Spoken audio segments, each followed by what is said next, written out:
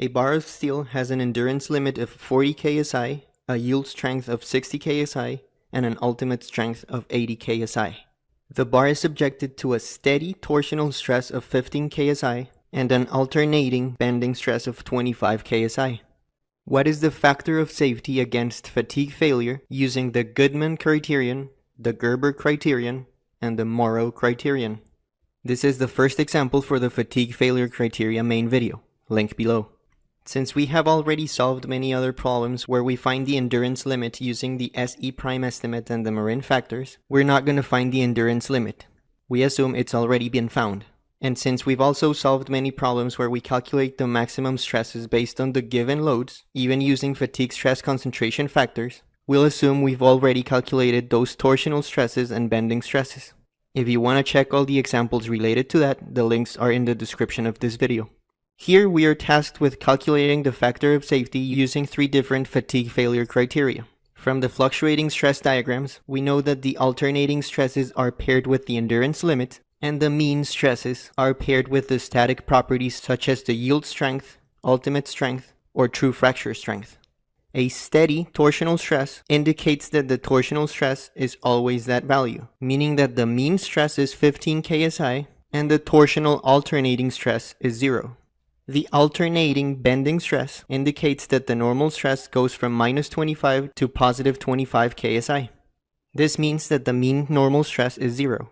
The most common way to come up with the overall alternating and the overall mean stress that we need for our factor of safety expressions is by finding the von Mises stress for alternating and mean values.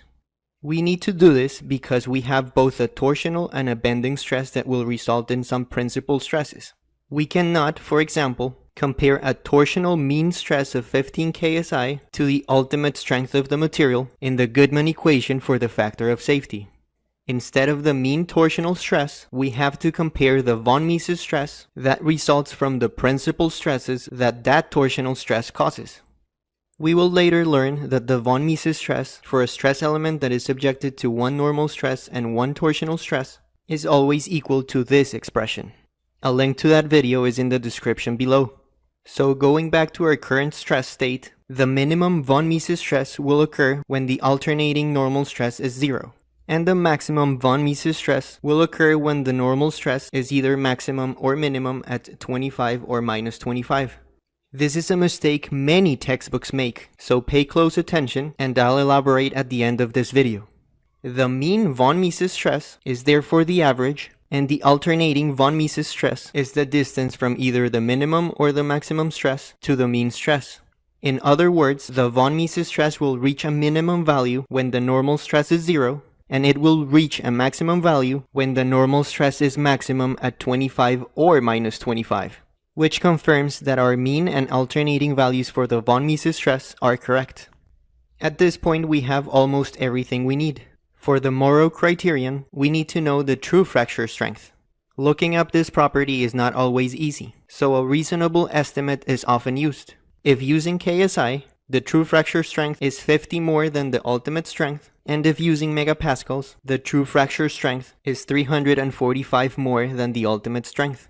Substituting the values in our expressions, we find that the Goodman factor of safety is 1.95, 2.2 for Gerber, and 2.75 for Morrow. To elaborate on the textbook mistake I mentioned before, you'll often find expressions for a mean and alternating von Mises stress. These are not correct.